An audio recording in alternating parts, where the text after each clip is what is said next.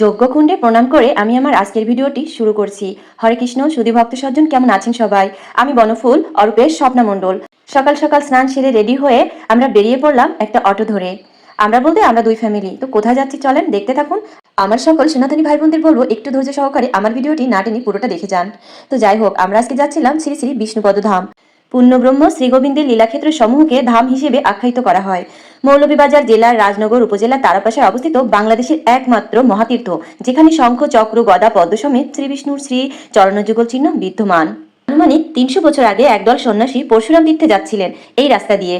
সন্ধে সমাগত হওয়ায় বিশাল বটবৃক্ষতলে রাত যাপনের উদ্দেশ্যে আসন পাতলেন এবং রাতে স্বপ্নাদেশ প্রাপ্ত হন যে স্বয়ং শ্রী বিষ্ণুর শ্রী চরণযুগল চিহ্ন এখানে বিদ্যমান। ব্রাহ্ম মুহূর্তে নিদ্রাভঙ্গের পর সন্ন্যাসীরা একটি প্রস্তর খণ্ডে শঙ্খ চক্র গদা পদ্ম সমেত শ্রী বিষ্ণুর চরণযুগল প্রাপ্ত হয়ে যথাযোগ্য মর্যাদা স্থাপন করেন, যা সকল সনাতনী ভক্তের কাছে শ্রী শ্রী বিষ্ণুপদ ধাম মহাতীর্থ হিসেবে সুপরিচিত। তারপর থেকে শ্রী বিষ্ণু নিত্য পূজিত হয়ে আসছেন শাস্ত্রীয় বিধান অনুযায়ী, কিন্তু স্থানীয় ভক্ত ছাড়া এ ধামের মাহাত্ম্য কেবল সকলের কাছে অজানাই রয়ে গেল। 1389 বাংলার চৈত্র সংক্রান্তিতে বিশ্ববিখ্যাত দার্শনিক বৈষ্ণবাচার্য ডক্টর মহানামব্রত ব্রহ্মচারী শ্রী শ্রী বিষ্ণুপদ ধামে শুভাগমন করে শ্রী পাদপদ্ম দর্শন করে আবেগ আপ্লুত হয়ে লুটিয়ে পড়েন পদ্মযুগলে।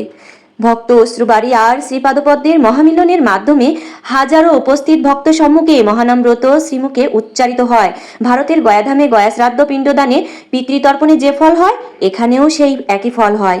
সেই অমীয় বাণী উদ্ঘোষণের মাধ্যমে শ্রী শ্রী বিষ্ণুপদ ধাম গয়াতীর্থ প্রতিম। প্রতিবছর গৌর পূর্ণিমা তিথিতে শ্রী শ্রী গীতাযজ্ঞের মধ্য দিয়ে 7 দিন ব্যাপী 40 প্রহর মহানাম যজ্ঞানুষ্ঠান সহ সায়ধ্য যজ্ঞাদি অনুষ্ঠিত হয় শত শত সাধু সন্ত যোগী ঋষি সন্ন্যাসী ও লাখো ভক্তের সানুগ্রহ উপস্থিতিতে। এছাড়াও পহেলা বৈশাখে বর্ষবরণ অনুষ্ঠান, স্নানযাত্রা, রথযাত্রা, ঝুলন যাত্রা, পিতৃপক্ষে তর্পণ, শারদীয় দুর্গাপূজা, সরস্বতী পূজা, শিবরাত্রি, অষ্টমী স্নান, রামনবমী সহ সকল ধর্মীয় অনুষ্ঠান যথাযোগ্য মর্যাদায় ও ভাব গাম্ভীর্য পরিবেশে উদযাপিত হয়। ভক্ত স্বজনদের আমরা আহ্বান করি এই পুণ্য তীর্থে বিষ্ণুপদ ধাম পদচিহ্ন পরম পবিত্র অঙ্গ নিয়ে।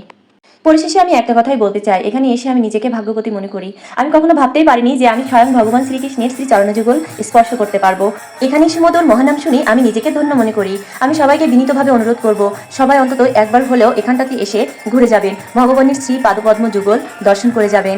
যাই হোক, আমরা সারাদিন এখানে আনন্দ ফুর্তি করলাম, এখানে ঘুরে ফিরে অনেক আনন্দ পেলাম। আমরা সকাল থেকে সন্ধ্যা পর্যন্ত যা যা দেখলাম তার ভিতরে ছিল অনেক বড় মেলা, এবং মেলায় প্রয়োজনীয় সব কিছুই ছিল। ঠাকুরের জিনিসপত্র থেকে শুরু করে আমার শখের জিনিসপত্র আমি মেলাতে পেয়ে গেলাম। আমি কিছু কেনাকাটাও করে নিলাম এবং আমার পছন্দ মতো জায়গায় ঘোরাঘুরি করে আমি খুবই আনন্দিত ছিলাম। তো যাই হোক, অনেক কিছু খাওয়া দাওয়াও করলাম এবং আমরা দুই পরিবার মিলে অনেক আনন্দ করে সন্ধ্যার সময় আমরা বাসায় ফেরার উদ্দেশ্যে রওনা দিলাম। তো যাই হোক, এখানে আকর্ষণীয় ছিল এই রঙিন জলের ঝর্ণাটি। এদিকে পুকুরের জলের উপর আলোকসজ্জার জন্য পুকুরের জলের ভিতর মনে হচ্ছিল পুরো জ্যোৎস্নার ঢল নেমেছে, এত সুন্দর লাগছিল, অবাক দৃষ্টিতে শুধু দেখছিলাম।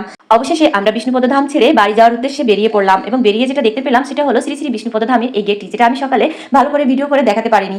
সত্যি কথা বলতে এমন সৌন্দর্য আমি আগে কখনোই দেখিনি। আর কেমন লাগলো আমার আজকের ভিডিওটি অবশ্যই কমেন্ট করে জানাবেন।